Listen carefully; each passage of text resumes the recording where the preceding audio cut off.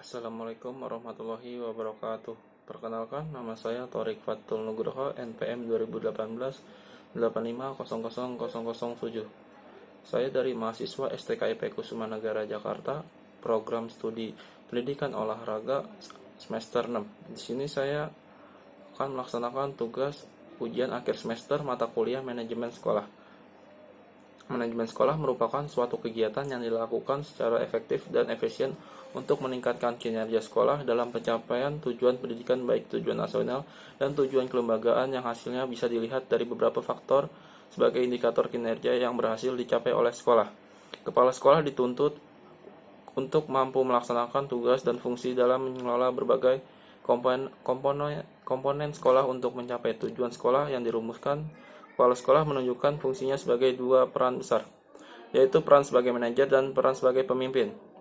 Pada hakikatnya, istilah manajemen pendidikan dan manajemen sekolah mempunyai pengertian dan maksud yang sama. Keduanya memang suka dibedakan, lebih sering dipakai secara bergantian. Dalam pengertian yang sama, apa yang menjadi skop manajemen pendidikan adalah juga merupakan skop atau bidang garapan manajemen sekolah.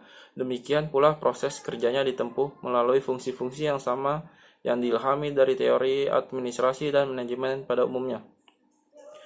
Proses manajemen pendidikan dimulai dari perencanaan, diteruskan dengan pengorganisasian, penggeraan, dan kemudian pengawasan. Proses tersebut berjalan secara karena begitu proses akhir pengawasan telah dilalui, kembali lagi proses pertama, yaitu perencanaan. Manajemen yang dapat menyesuaikan diri dengan berbagai situasi dan kondisi disebut manajemen yang fleksibel. Manajemen ini tidak kaku, ia dapat berlangsung dalam kondisi dan situasi yang berbeda-beda. Kebijakan pemerintah yang baru, tuntutan masyarakat yang berubah dari pemula, perubahan nilai masyarakat, dan sebagainya. Aktivitas manajemen ini manajemen akan berjalan secara dengan revisi di sana sini. Hal ini menjamin kelangsungan hidup organisasi. Oleh sebab itu, manajer perlu mengusahakan manajemen agar bersifat fleksibel. Jadi, penjelasan di atas dapat disimpulkan bahwa manajemen atau pengelolaan merupakan komponen integral dan tidak dapat dipisahkan dari proses pendidikan secara keseluruhan. Pengertian manajemen sekolah menurut para ahli dari Katri M. Bartol dan David C. Marfun memberikan rumusan bahwa manajemen adalah proses untuk mencapai tujuan perorganisasian dengan melakukan kegiatan dari 4 fungsi, yaitu merencanakan planning, organisasi atau organizing, memimpin atau leading, dan mengendalikan atau controlling.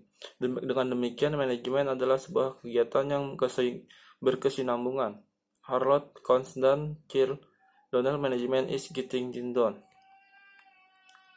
Manajemen adalah usaha pencapaian tujuan tertentu sebagai kegiatan orang lain.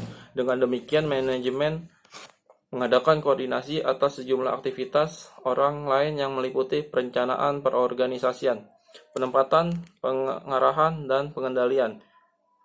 Mulyono mendefinisikan manajemen sebagai proses pencapaian tujuan melalui kegiatan yang bekerjasama orang lain.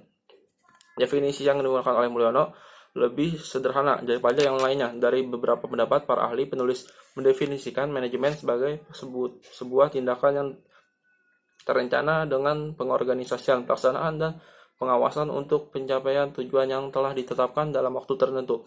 Aplikasi manajemen dalam sebuah pengelolaan adalah dijabarkan dalam beberapa fungsi. Ruang lingkup manajemen sekolah. Ruang lingkup manajemen sekolah adalah luasnya bidang garapan manajemen sekolah dilihat dari wujud problemnya. Manajemen sekolah secara substansial meliputi bidang-bidang garapan, antara lain bidang kurikulum atau pengajaran, bidang kesiswaan, dan bidang personalia yang mencakup tenaga edukatif dan tenaga administrasi. Bidang sarana yang mencakup segala hal yang menunjang secara langsung pada pencapaian tujuan. Bidang prasarana yang mencakup segala hal yang menunjang secara tidak langsung pada pencapaian tujuan. Bidang hubungan dengan masyarakat berkaitan dengan langsung dengan bagaimana sekolah dapat menjalin hubungan dengan masyarakat sekitar. Semua dikelola dengan memperhatikan aktivitas manajerial dan didukung oleh aktivitas pelaksanaan. Dengan demikian, terjadi sinergi dalam pencapaian tujuan sekolah. Tujuan manajemen sekolah, itu tujuan akhir dari manajemen sekolah, adalah membantu memperlancar tercapainya tujuan sekolah secara efektif dan efisien. Kehadiran manajemen dalam proses persekolahan sebagai salah satu alat untuk membantu memperlancar pencapaian tujuan. Secara lebih Rinci tujuan khusus dilaksanakan manajemen sekolah yang baik agar pertama terjadi efektivitas produksi pada setiap jenis dan jenjang pendidikan sehingga para lulusnya dapat melanjutkan ke jenjang pendidikan di atasnya dapat bekerja sesuai dengan pengetahuan dan keterampilan yang dimilikinya. Kedua, tercapainya efisiensi penggunaan sumber daya dan dana, tidak terjadi pemborosan terhadap waktu, uang, serta lainnya. Yang ketiga, para lulusan dapat menyesuaikan diri dalam kehidupan bermasyarakat, serta yang keempat, terciptanya kepuasan kerja pada setiap anggota warga sekolah. Manfaat manajemen sekolah dengan adanya otonomi yang memberikan tanggung jawab, pengelolaan sumber daya, dan pengembangan strategi pembangunan strategi MBS sesuai dengan kondisi setempat. Sekolah dapat meningkatkan kesejahteraan guru sehingga dapat lebih berkonsentrasi pada tugas. Keleluasaan dalam mengelola sumber daya dan dalam menyertakan masyarakat untuk berpartisipasi, mendorong profesionalisme kepada sekolah dalam peranannya sebagai manajer maupun pemimpin sekolah. Setelah itu dengan diberikan kesempatan pada kepala sekolah untuk menyusun kurikulum, maka guru didorong untuk berinovasi dengan melakukan eksperimentasi di lingkungan sekolahnya. Dengan demikian, MBS mendorong profesionalisme guru dan kepala sekolah sebagai pemimpin pendidikan di sekolahnya. Menurut Kathleen, penerapan MBS yang efektif secara spesifik mendefinisikan beberapa manfaat, diantaranya yaitu memungkinkan orang-orang yang kompeten di sekolah untuk mengambil keputusan yang akan meningkatkan pembelajaran, memberikan peluang bagi seluruh anggota sekolah untuk terlibat dalam pengambilan keputusan penting, mendorong munculnya kreativitas dalam rancangan membangun program pembelajaran, mengarahkan kembali sumber daya yang tersedia untuk mendukung tujuan yang dikembangkan di setiap sekolah, menghasilkan rencana anggaran yang lebih realistik ketika orang tua dan guru makin menyadari keadaan keuangan sekolah, batas pengeluaran, dan biaya program-program sekolah. Oleh karena itu, bila dilihat dari beberapa tujuan dan manfaatnya, maka MBS dapat dikatakan sebagai wahana penumbuhan school. Artinya, pengembangan sekolah yang didasarkan setiap sekolah memiliki potensi menjadi sekolah unggul, asal mampu mendayagunakan keunggulan-keunggulan yang dalam lingkungannya.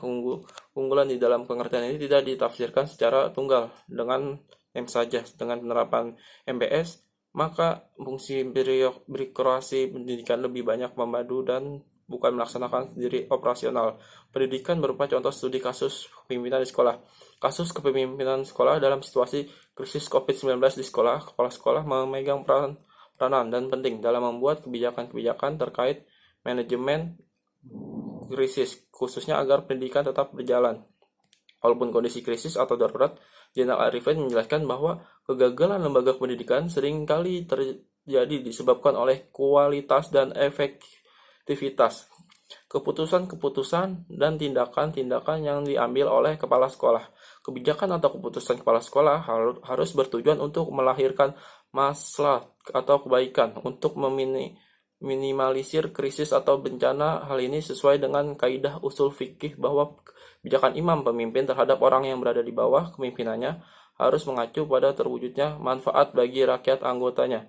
Dalam perspektif lebih luas, Connolly juga menjelaskan bahwa prioritas untuk keamanan kesehatan global harus pada kegiatan kepemimpinan dan koordinasi yang membangun kapasitas kebijakan di tingkat makro, meso, dan mikro. Sebagai kepemimpinan sekolah, kebijakan apa yang harus dikeluarkan dalam situasi krisis COVID-19? Studi kasus kepemimpinan sekolah berikut ini saya akan memberikan pengulasan, tanggapan, kesimpulan, saran, serta solusi untuk menangani kasus kepemimpinan sekolah dalam situasi krisis di masa pandemi COVID-19 yang melanda di seluruh dunia maupun di negara kita sendiri.